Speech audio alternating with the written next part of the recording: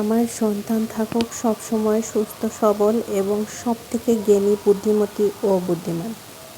Hello, আসসালামু আলাইকুম। আফিফা মেহবিন ওয়ার্ল্ডে আপনাকে স্বাগতম। আজ আমি আমার বাবুর জন্য মাত্র 5 মিনিটই ছোট্ট কিন্তু পুষ্টিকর খাবার। এখানে আমি ব্যবহার করেছি ভেজানো লাল চিরা, 2টি খেজুরের পিউরি আর সামান্য ল্যাকটোজেন দুধ। প্রথমে আমি চিরাগুলোকে ভালোভাবে ধুয়ে ভিজিয়ে রেখেছি। এবার নিলাম 2টি খেজুরগুলো আমি আগে ভিজিয়ে রেখেছি। এখন খেজুর পিউরি তৈরি করব। তার জন্য খেজুরের উচ্ছিষ্ট যে অংশগুলো আছে এগুলো আমি ফেলে দেব। বীজ সহ চামড়াগুলো পানিতে ভিজিয়ে রাখার কারণে নরম হয়ে এসেছে। হাত দিয়ে আলতোভাবে চাপলেই এই চামড়াগুলো ছুটে যায়। খেজুরে আছে প্রাকৃতিক মিষ্টি, রক্ত স্বল্পতা কমাতে এটি সাহায্য করে আর শরীরে আনে প্রাকৃতিক এনার্জি। খেজুরের পিউরি তৈরি করার জন্য আমি পাটা ব্যবহার করেছি। আপনারা চাইলে ব্লেন্ডার ব্যবহার করতে পারেন। এখন রান্না করার জন্য আমি চলে যাচ্ছি চুলায়। একটা হাঁড়িতে আমি ভেজানো চিরাগুলো দিয়ে দিব এবং সেদ্ধ করার জন্য দিয়ে দিচ্ছি পর্যাপ্ত পানি। ছোট বাচ্চাদের খাবার সবসময় অল্প তাপে ধীরে ধীরে রান্না করাই ভালো। যতক্ষণ না চিরাগুলো একদম সিদ্ধ হয়ে আসছে ততক্ষণ পর্যন্ত আমি রান্না করতে থাকব। পর্যায়ে আমার চিরাগুলো মোটামুটি সিদ্ধ হয়ে এসেছে, কিন্তু দেখে মনে হচ্ছে যে এখানে কোনো চিনি বা গুড় ব্যবহার করা হয়েছে, কারণ অনেকটা লাল হয়ে আছে।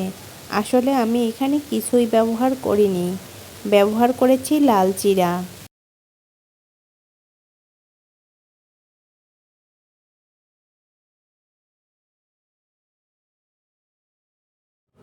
লাল চিরা শক্তি যোগায়, হজম সহজ করে ও বাবুর পেট ভরে রাখে অনেকক্ষণ পর্যন্ত। তাই বাবুদের খাওয়ানোর জন্য সবসময় চেষ্টা করবেন লাল চিরাটা নেওয়ার জন্য। রান্না প্রায় শেষ। এ অবস্থায় আমি এখানে দিয়ে দিব আমার খেজুরের পিউরি দেওয়ার পর আমি বেশিক্ষণ আর রান্না করব না, শুধু পিউরিটা মাখিয়ে নিব, কিন্তু জ্বলন্ত চুলায়। খেজুরের পিউরি দেওয়ার পর আমি এভাবে আস্তে আস্তে নাড়িয়ে একদম মিশিয়ে নিব। এই তো হয়ে গেল আমার খেজুরের পায়েস। অন্য একটি বাটিতে আমি 1 চামচ পরিমাণ নিয়েছি ল্যাকটোজেন হাড় ও দাঁত মজবুত করে, ক্যালসিয়াম ও প্রোটিনে ভরপুর।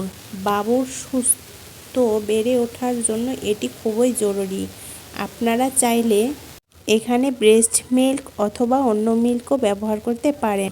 এখন আমি মিশিয়ে নিচ্ছি আমার রান্না করা খেজুর ও চিরার পায়েসটি এবং ভালোভাবে মিশিয়ে নিব।